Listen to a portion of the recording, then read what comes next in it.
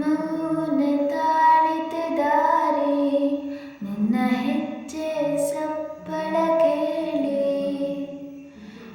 ಮೋಡ ಹೋಯಿತೆ ಹಾರಿ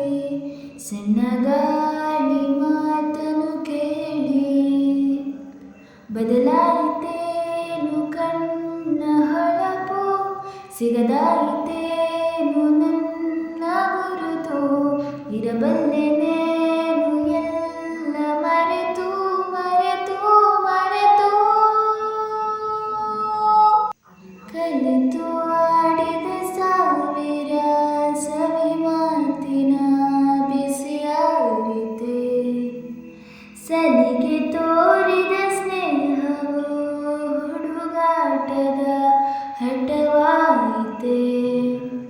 ಕುಶಲ ಕೇಳುತ್ತಿವೆ ನಡೆದ ದಾರಿಗಳು